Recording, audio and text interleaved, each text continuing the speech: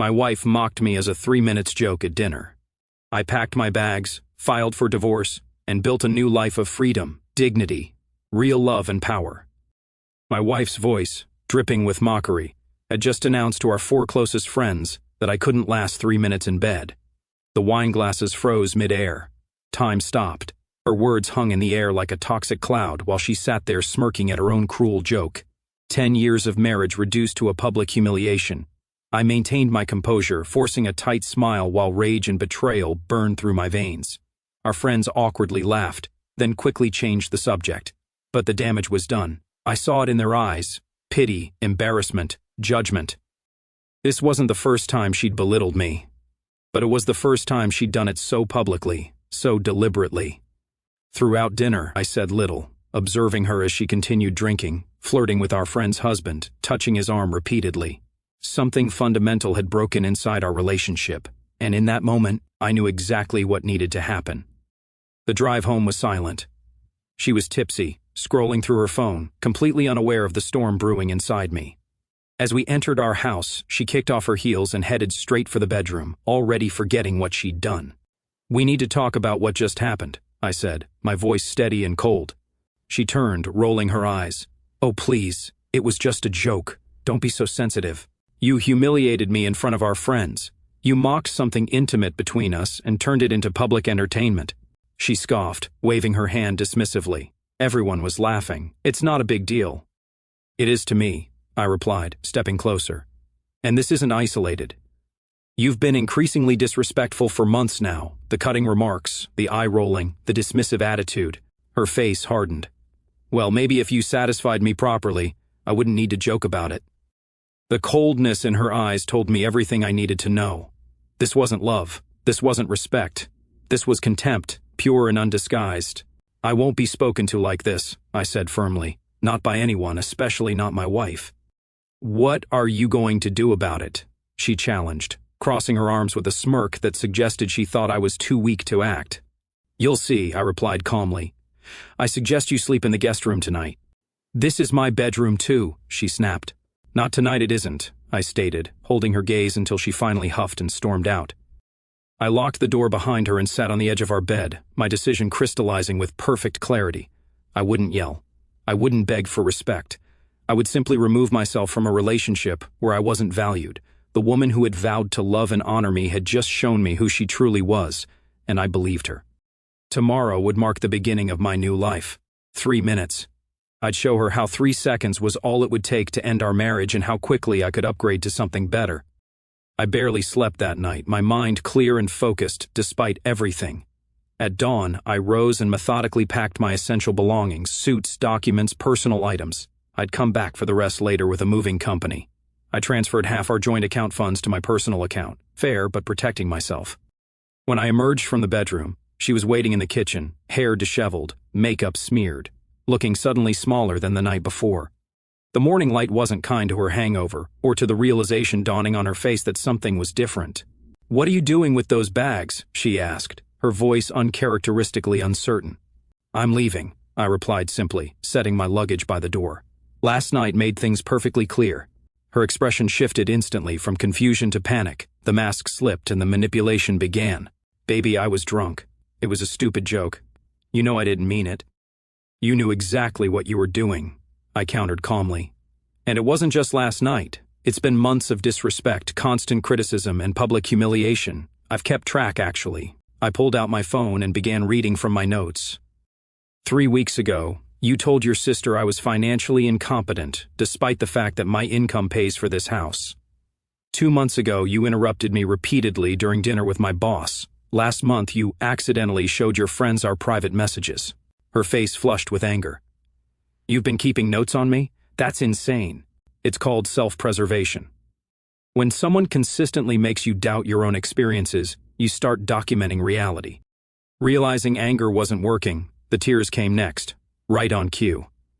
She collapsed onto a kitchen chair, shoulders heaving dramatically. "Please don't do this. We can fix this. I'll go to therapy, couples counseling, whatever you want." I wanted respect, I replied, unmoved by the performance.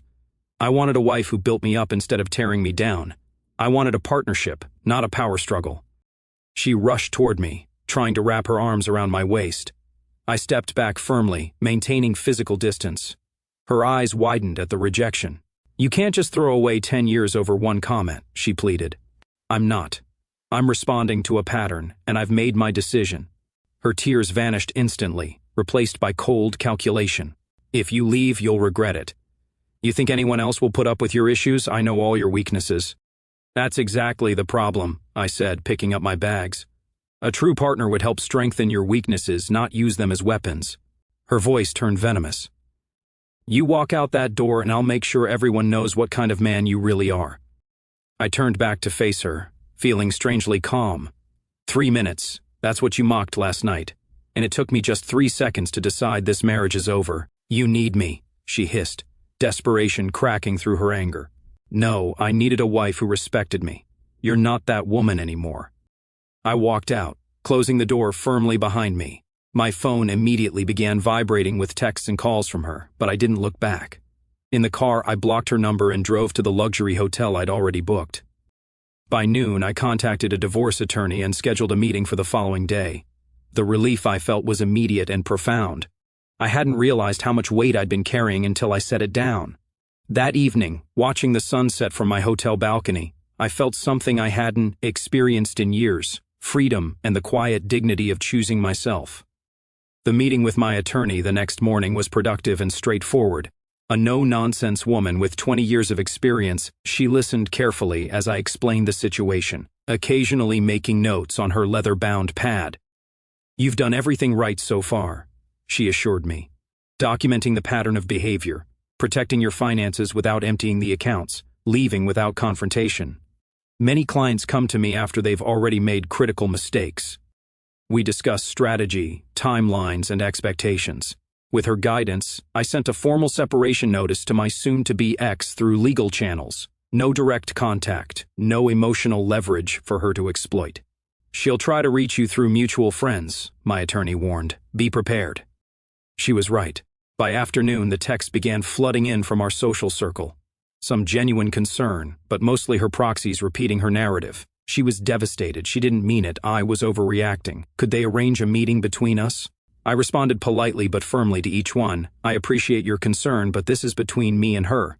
My decision is final." To my closest friend, I was more direct. She humiliated me publicly after months of increasingly toxic behavior. "Would you tolerate that from your wife?" His response was telling: "Honestly, no. And I've always thought she treated you like shit." The vindication was bittersweet. How many others had seen what I tried to ignore? How long had I been accepting the unacceptable? By evening, I'd viewed 3 luxury apartments. I chose the one with floor-to-ceiling windows overlooking the city, something she would have vetoed immediately as too modern. The property manager expedited the paperwork when I offered 3 months' rent up front. I could move in tomorrow. Back at the hotel, I drafted a comprehensive email to my boss explaining I'd be working remotely for the rest of the week due to personal matters. His response was supportive, no questions asked. The respect I commanded professionally stood in stark contrast to what I'd accepted in my marriage. She found my hotel that night. I don't know how. Probably tracked my credit card or persuaded someone to tell her. The front desk called to inform me she was in the lobby causing a scene, demanding to see me. I declined and asked security to escort her out if necessary. From my window, I watched her being gently but firmly led to her car. Even from 14 floors up, I could see the theatrical gestures, the tearful appeals to the impassive security guard. The performance continued until she realized it wasn't working, then stopped abruptly as she got into her car and slammed the door. That night, I slept soundly for the first time in months. No walking on eggshells, no bracing for the next cutting remark, no silent tension. Just peace and the certainty that I deserved better. The next morning, my attorney called. "She's contacted me directly," she informed me. "Wanted to know if this was really happening." I confirmed it was. She then threatened to expose your secrets if you don't meet with her. "I have no secrets I'm ashamed of," I replied honestly.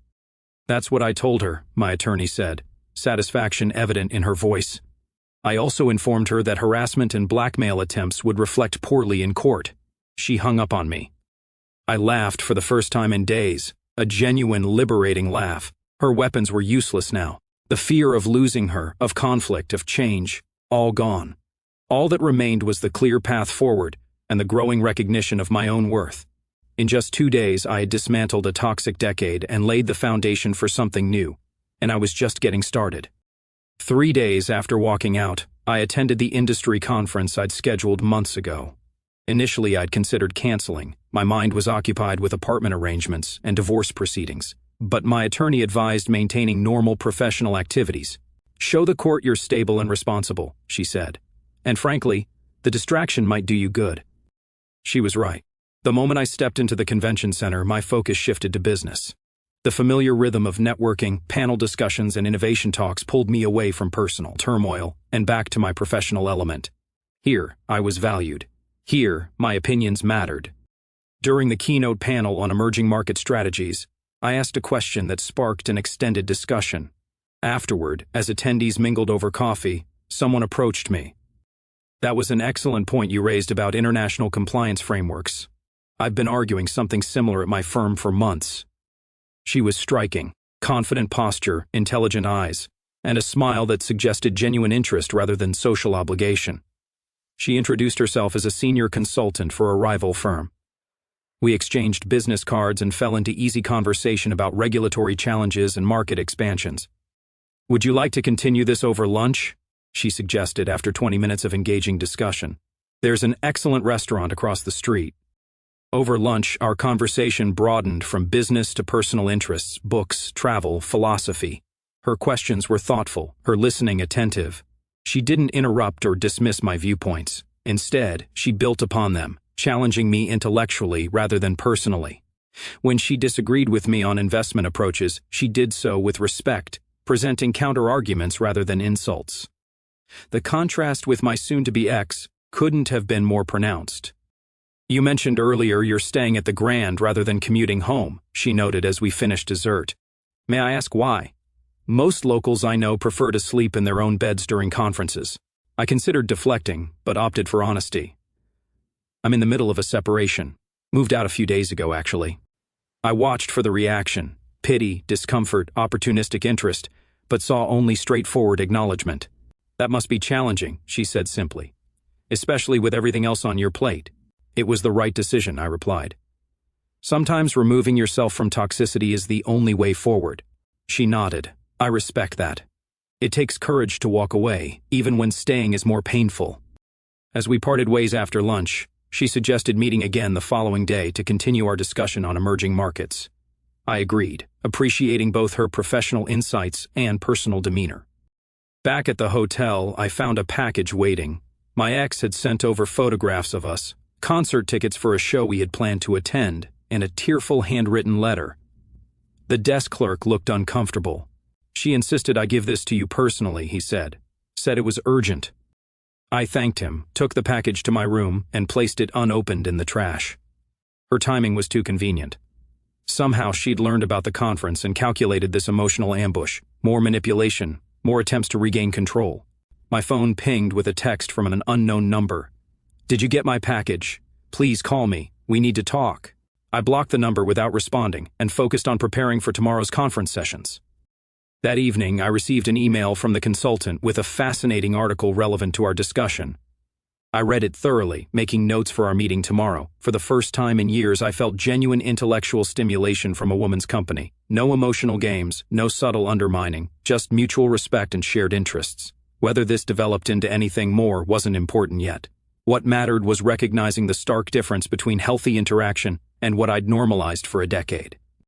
I fell asleep that night with clarity. I hadn't just walked away from someone. I had walked toward something better, respect, dignity, and the possibility of genuine connection. The second day of the conference proved even more productive than the first.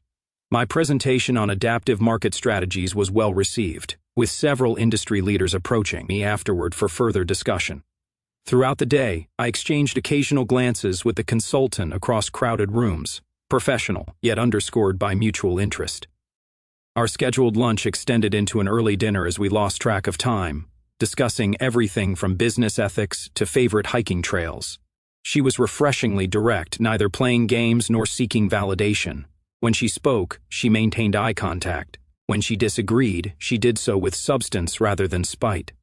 Most striking was her genuine interest in my perspectives, a stark contrast to the dismissive contempt I'd grown accustomed to. You mentioned yesterday you're going through a separation, she said as we finished our meal. I hope you don't mind me asking, but is it recent? Very, I admitted.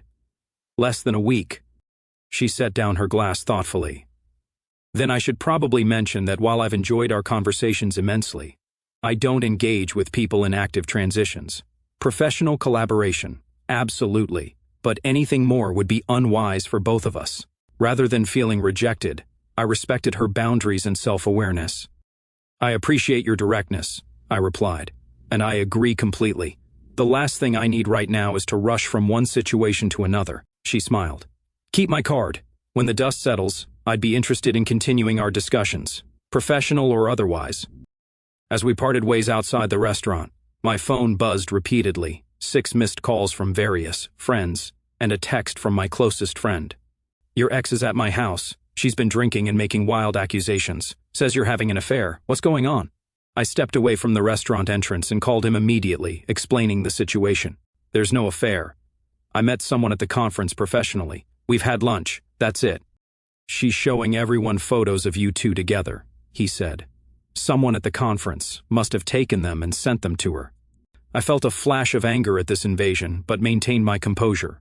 We had lunch in a public restaurant. There's nothing to hide. Her desperation is showing. She's trying to paint you as the villain, my friend continued, saying you abandoned her without warning. That you'd been planning this for months. You know that's not true, I replied firmly. You've seen how she treated me. Ask yourself, if the situation were reversed, if I had publicly humiliated her the way she did me, would anyone defend my behavior? His silence spoke volumes. You're right, he finally said. I'll handle this. Do you want me to ask her to leave? Yes, and tell everyone there I'll speak with them individually if they have concerns, but I won't engage in group drama or respond to emotional manipulation. After hanging up, I received a photo from another friend, my ex. Mascara streaked down her face, clutching a wine glass and surrounded by concerned onlookers. The caption read, "She's been showing everyone private text messages between you two." I texted back, "There's nothing in those messages I'm ashamed of. Sharing private communications only reveals her character, not mine." Back at my hotel, I received an email from my attorney. My ex had contacted her again, demanding mediation rather than divorce proceedings. She's realizing her tactics aren't working, my attorney wrote. This suggests we're in a strong position. Stay the course. That night, she escalated further. Somehow, she obtained my hotel room number and called directly. The moment I heard her voice, I hung up and contacted the front desk to block all calls to my room. 30 minutes later, the desk called to inform me she was in the lobby creating another disturbance. Security was escorting her out. I authorized the hotel to issue a formal trespass warning. If she returned, they would call the police. The manager assured me they would flag my reservation for privacy protection. Instead of feeling angry or anxious, I felt only certainty. Every desperate attempt to regain control only confirmed my decision to leave. The woman willing to violate my privacy, manipulate mutual friends, and create public scenes was showing exactly why I could never return. Before sleeping, I sent a single text to key friends. I apologize for any drama you've been dragged into. This is exactly why I'm ending the relationship. I appreciate your understanding during this difficult time. Then I turned off my phone and slept soundly, free from the chaos she was so determined to create. The final day of the conference coincided with the conclusion of my first week of freedom. My attorney had been methodically advancing the divorce proceedings while I focused on rebuilding. The luxury apartment was fully furnished. My belongings had been transferred from our former house by a professional moving company. No dramatic confrontations, no opportunity for emotional manipulation. Walking through the conference's closing reception, I received congratulations on my presentation from industry peers and exchanged contact information with potential collaborators. The consultant approached as the event wound down. I hope our boundary discussion didn't create awkwardness, she said. Quite the opposite, I replied. Clear communication prevents misunderstandings, something I've come to value highly, she smiled. Your presentation today was exceptional. Several colleagues mentioned they'd be contacting your firm. We exchanged a few more professional observations before she handed me her personal card, different from her business one. When things settle, she said simply before walking away. Later that afternoon, as I was packing at the hotel, my attorney called with an update. Your wife's attorney reached out. She's willing to discuss an uncontested divorce. What changed? I asked, surprised by this sudden reasonableness. The trespass warning at the hotel, most likely. I might have mentioned that continued harassment could result in a restraining order, which would reflect poorly in her professional circles. I smiled at her strategic approach. So what now? We meet next week. Given her recent behavior, we're negotiating from a position of strength. I recommend pressing for favorable terms while she's motivated to resolve this quickly. After hanging up, I finished packing and checked out of the hotel. My new apartment welcomed me with floor-to-ceiling windows showcasing the city skyline. I arranged my belongings exactly as I preferred. No compromises, no criticism, no walking on eggshells. That evening, I received a text from a mutual friend. Just had coffee with your ex. She's telling everyone you were emotionally unavailable and that's why she acted out. Says you're the reason the marriage failed. I replied with a single sentence. People who respect their partners don't humiliate them publicly regardless of the circumstances. He responded immediately, you're right. Most of us saw how she treated you. Nobody's buying her narrative. The divorce meeting the following week proceeded with surprising efficiency. Her earlier bravado had dissipated, replaced by subdued resignation when her attorney advised accepting a straightforward division of assets. No alimony, no drama, just a clean break. She avoided eye contact throughout the meeting, her previous confidence notably absent. As we left, she attempted one final manipulation. Can we talk privately? She asked, her voice deliberately vulnerable. Everything can be communicated through our attorneys, I replied calmly, continuing toward the elevator without hesitation. You're really going to throw away 10 years without even a conversation? She called after me, loud enough for others to hear, trying to create a scene. I turned back, my voice controlled but firm. You threw it away when you decided contempt was an acceptable way to treat your husband. I'm simply acknowledging what's already broken. Her face flushed, anger or embarrassment, I couldn't tell. But it didn't matter anymore. Her emotions were no longer my responsibility. 2 months later, the divorce was finalized on terms favorable to me. By then, I'd established a comfortable routine in my new life. My career continued to flourish, and after an appropriate interval, I contacted the consultant. Our first official date confirmed what I'd sensed during our conference interactions: intellectual respect, emotional maturity, and genuine interest. 6 months after that infamous dinner where my ex had mocked me, I encountered her unexpectedly at a restaurant. I was dining with the consultant, now my girlfriend, engaged in animated conversation. My ex was alone at the bar, watching us. When our eyes met briefly, I simply nodded politely and returned my attention to the remarkable woman across from me.